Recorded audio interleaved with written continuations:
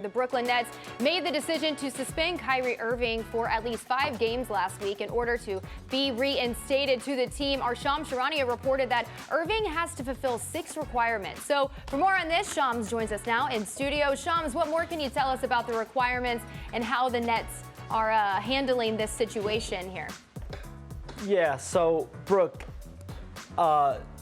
so Kyrie Irving had 2 media opportunities to, I think, get out there that he apologized and did not have anti-Semitic beliefs. And in those appearances, clearly he did not apologize. So the Nets have given him this 5-game suspension, and they gave him this list of 6 items that he basically has to accomplish in order to return to the team.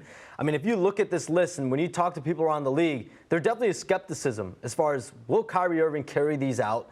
And are the Nets just making this list just to allow him not to come back? Because if you think about it, this is a lot for him to do. And there is definitely serious doubt around the league about whether this is it for his Nets tenure. But he will meet with Adam Silver at some point this week. I think we'll get a better sense and more clarity as far as what will his Nets future look like, what will his NBA future look like.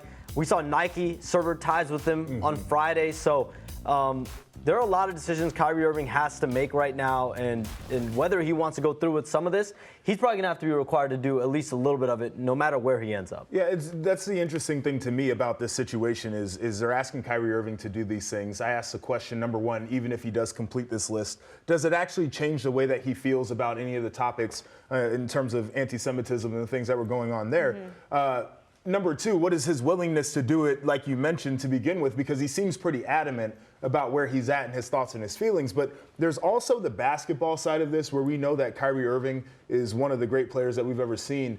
But he is a guy who, everywhere he's been, there has been something not to do with basketball that has affected the basketball, right? And so you can almost start to look at it as a pattern of these behaviors that rip apart locker rooms a little bit. And so it's interesting, this idea that the Nets would put this out, and the thought process is that he would be unwilling to complete it, because there is a part of this that's a basketball conversation about what Kyrie Irving does to locker rooms. Right. I mean, in the Nets, they're going through some changes right now. I feel like they're wanting a clean slate, just, letting go of Steve Nash with Kyrie. And you bring up a point, like, do they want Kyrie to even come back? It's a double-edged sword, because you need Kyrie Irving in order to win a championship. And you need him on his best behavior. You need him on the court. And they just have not been able to get him on the court for long stretches of time. Last year, he didn't play because of the vaccine requirement. The year prior, he took a couple leaves of absences. So there's always, I feel, like you said, JP, there is always something with Kyrie Irving every year somehow.